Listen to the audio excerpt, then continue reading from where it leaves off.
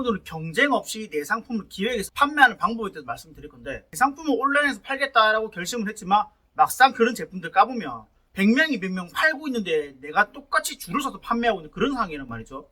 말은 나만의 제품이라고 하지만 실상은 그렇지 않다는 겁니다. 저 역시 처음부터 잘 팔았던 게 아니라 19년도에 온라인 매출이 고작 3만원이었는데 25년도 지금은 이제 쿠팡 포함해가지고 이제 억대 매출을 기록하고 있어요. 내가 지금 얼마의 매출을 올리고 있다, 이게 중요한 게 아니라 단 한 해도 빠짐없이 우상향하면서 올라왔다, 그게 가장 중요한 거거든요. 그래서 오늘 이 영상에서 어떻게 하면 경쟁 없이 내 제품을 판매할 수 있는 그런 기획을 할 수 있는지, 그 부분에 대해서 좀 끝까지 좀 짚어드리겠습니다. 내가 직접 만든 제품이기 때문에 내 제품 아니야? 라고 착각할 수도 있는데, 세상에 나만 파는 제품이 있을 수는 있지만 세상에 나만 판매하는 카테고리는 없어요. 핸드폰을 예를 들어 보면 휴대폰을 판매하는 기업들이 많아도 갤럭시를 판매하는 기업은 삼성밖에 없고 아이폰을 판매하는 기업 역시 애플밖에 없잖아요.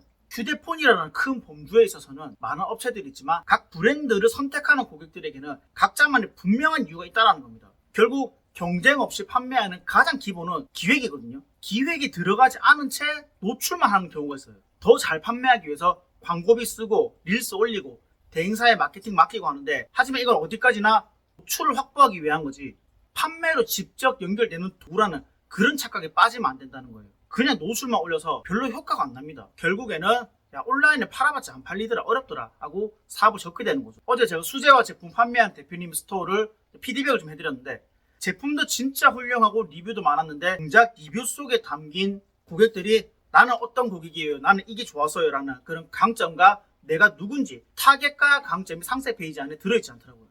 좋은 제품을 사용한 고객들은 이렇게 이야기합니다.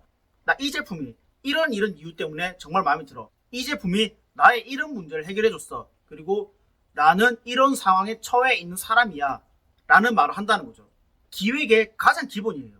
지금 당장 전환될 고객이 누구인지, 즉시 전환 고객이죠.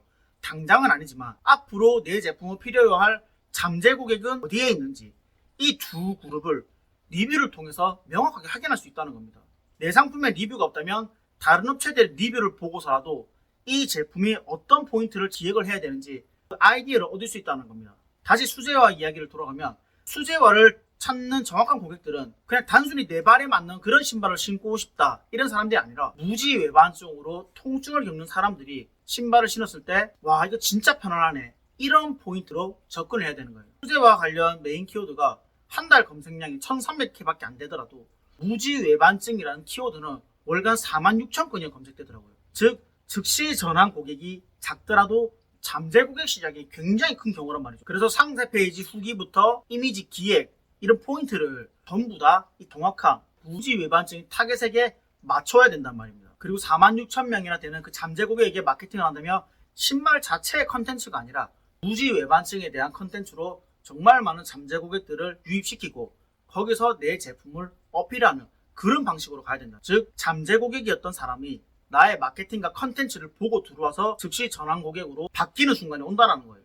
내가 첫 타겟을 굉장히 좁혀야지 이걸 기반으로 내가 판매하는 대상이 넓어지는 효과를 갖고 올 수 있거든요. 많은 판매자들이 아니 나도 일반 대중들한테 맞춘 신발 팔고 싶고 일반 대중들에게 판매하고 싶다, 그러면 이렇게 접근하면 일반 그 큰 대중이라는 시장을 놓치는 거 아니에요? 라고 물어보는데, 발볼이 굉장히 넓고 이런 걸로 인해서 통증을 겪는 무지 외반증 고객들이 통증 없이 하루 종일 편하다라고 리뷰를 남겨놓으면 그것보다 가벼운 문제를 겪고 있는 일반 대중들은 굳이 설득하지 않아도 자연스럽게 따라오는 구조가 된다는 거예요.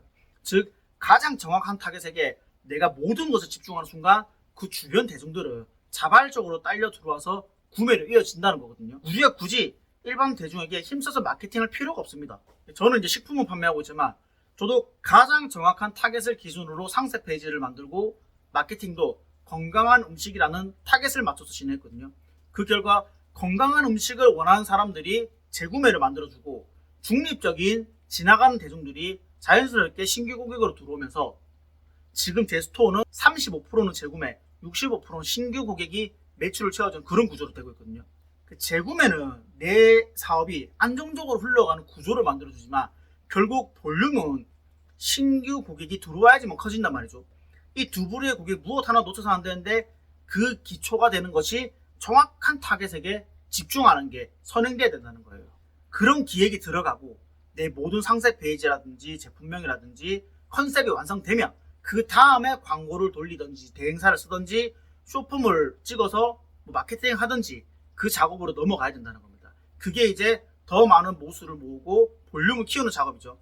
기획 없는 노출은 진짜 광고비를 다 버리게 되고 아무도 들어와서 사지 않고 그냥 물음표만 남기고 간다라는 거죠. 괜찮아 보이는데 나에게 굳이 필요하지 않아.